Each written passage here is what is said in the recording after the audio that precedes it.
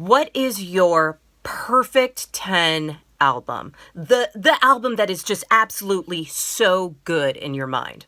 You can let us know in the comments below. But whether or not you agree with Pitchfork and their opinions on anything, today they have given an album that was just released a perfect 10. We'll tell you what that album is coming up. It is Friday, it's April 17th, and this is the current music news. Hi, I'm Jade. And I'm Jay.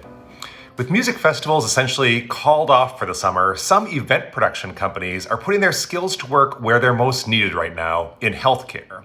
So workers who would otherwise be busy building giant stages or building vending booths or building chill-out tents can now build hospital extensions or virus testing tents. Billboard talked with sources including Matt Hyman of event production company Linkbox. He's leading a new initiative to connect cities and hospitals with event workers. He says, quote, "These people in our industry possess every skill set necessary to build this stuff and build it quickly and build it effectively. These people travel around the country, they get things around, they build them, they run them, they take them down, they go on to the next place, and they do it all over again."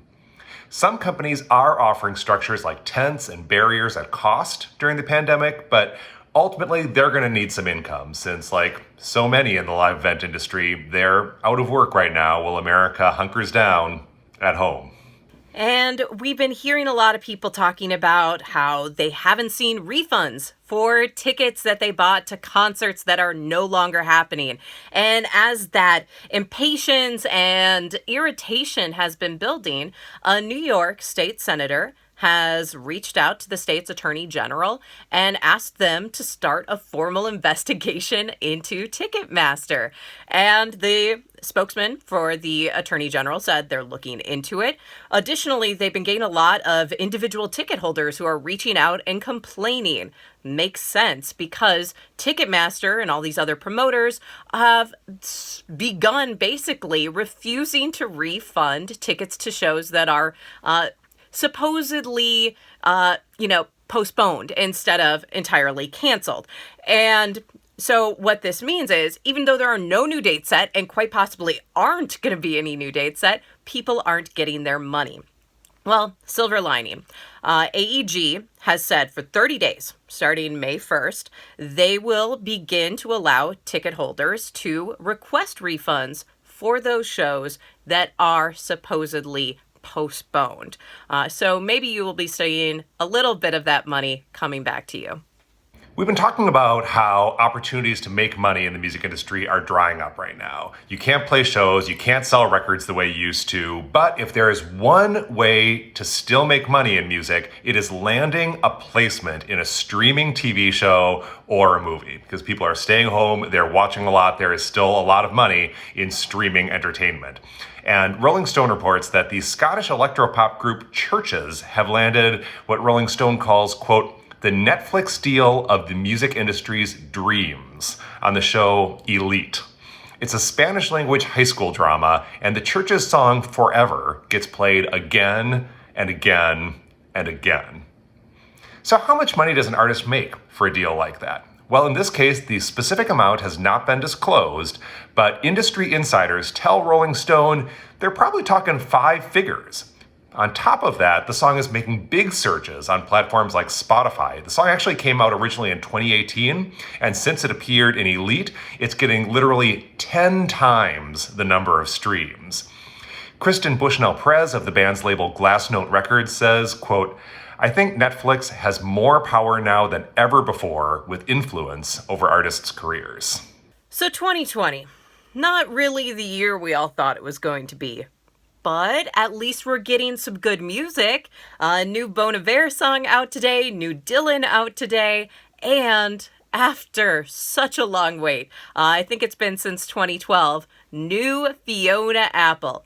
That is basically how I've been spending my morning before this, Jay, is listening to the new Fiona Apple Fetch the Bolt Cutters, and my humble opinion, amazing. I mean, I have a Pavlovian response where if I hear Fiona Apple's voice, I'm immediately in my feelings. And I think Pitchfork was kind of on the same wavelength because they gave it an extraordinary and rare perfect 10.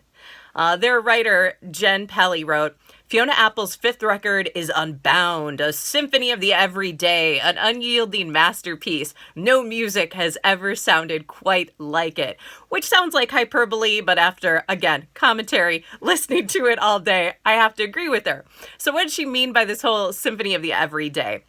That's basically Fiona Apple recorded this entire thing at home. So there's hand claps, there's pounding on the walls, and she has on the album credited 5 different dogs as collaborators.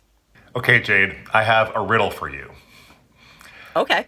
I'm just like Anne Frank, like Indiana Jones, and them British bad boys, the Rolling Stones.